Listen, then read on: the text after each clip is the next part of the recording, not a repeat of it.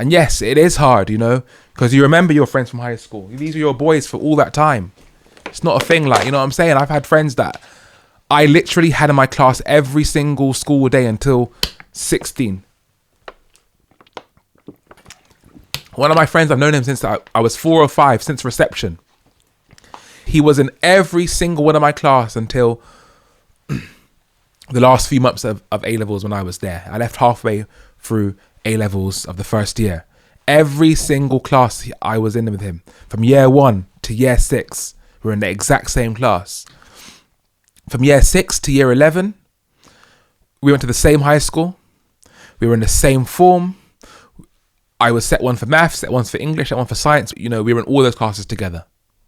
Yeah, were there a few other subjects like RE and stuff that we weren't in? Yeah. But 99% of the classes we were in together, including our same form. It's just nuts. We were in the same form. Like, you just can't make this up. Then in SATs, then in A-levels, we got into the same class, the same form again. Like, it's just nuts. And then we were friends all the way to 25. I would have regarded him as my best friend for all that time. But we ain't friends no more because our life just drifted so far apart that, we just couldn't see eye to eye on a lot of things. And that's not to say that he's a bad person or that I'm a bad person. It's just that once you level up your life to a certain point, you just think so differently that things just don't compute. Like, at 21, I wouldn't mind holding a beer can and walking down the road in the street and just having a drink with my friends on a summer day. Because that looks cool for a 21-year-old, actually. You might even attract girls doing that. But at 30, just drinking from a beer can in a park, it just looks so uncouth. I buy bottles now. If I'm going to have a picnic, which is rare for me, by the way.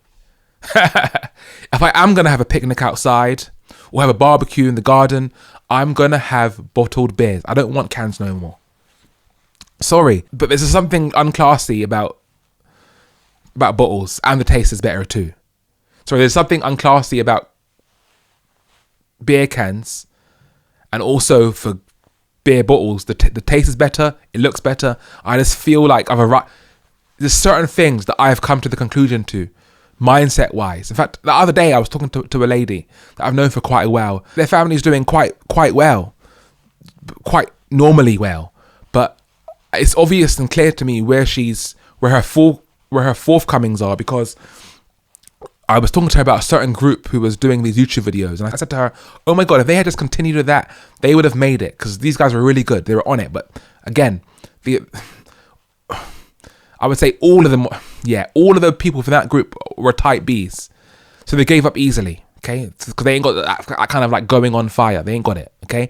But the idea itself, it was a winning idea. And I said to her, oh my God, if they had just kept going, they would have just won and taken over the world with that area of expertise.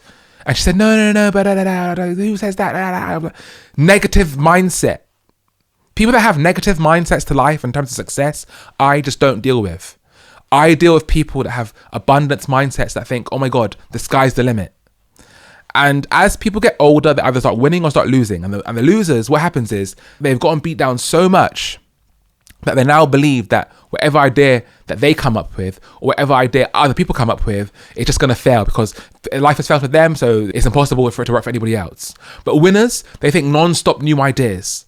My biggest clients, they're running 5, 6, 7, 8, 9, 10 ideas at a time with new projects, new theories, new ways of running business. They've got so many things that has got spotted all over the place. My clients, my best clients, okay? The sky's the limit. Let's do that. Let's do this. The sky is the limit. The world is your oyster. They just want to do that, this, boom, boom, boom. Like, yeah, let's go after it. Let's go. Let's boom, boom, yeah. Because once you start to see success, you start to realize, oh my God, there's a pattern to this. It starts from an idea, you invest, you lose some money, you lose some time, you lose some sleep, you lose some energy, you lose some emotion. And then a year later, 2 years later, 5 years later, 10 years later, you start to see, the rewards for your harvest. For example, me, I was doing daily vlogging on my old YouTube channel, Hezitech, for 2 years straight, every single day making a new video. And yeah, I had ads on them, but because the average video got 300 views, I was pretty much making $0 from that. So pretty much I was making no money. But I didn't even realize, even myself, I didn't realize that one, BBC would pick me up from seeing me do that daily vlogging. So that was the first win. And that two, a few years after the BBC, I would make my own production company, which is where I'm now starting to win and starting to win big. But I didn't see that coming because in the moment, I just wanted to win. I just wanted to be the best vlogger I could, learn new skills, become the best version of myself. That's something that's really personable to me. I want to be the best version of myself every single day. And I realized after that, now that I'm here and I'm almost 30, it's like, raw, that was the path to success and where I am today. It's because I was vlogging back when I was 17 and 16 that I'm winning now that I'm almost 30. That's a 14-year runway. Nuts. That's the trajectory. And the winners that know this, that know that sometimes success doesn't come right away. In fact, most of the time, success does not come right away. They know to wait it out and outbeat the game and wait. But too many people, they have this bad mindset around them. It's like, my God, whatever I dare, it's not going to work. Just don't give up on the dreams. I can't stand to be around the type of people. It's these small types of things that you start to grow and you'll get more successful. And then the gap starts to widen. Even in terms of, okay, as a friendship group, where are we going to eat? They want to go one place. I'm not afraid of going to places no more. I'm not on that level no more. I don't want to eat there.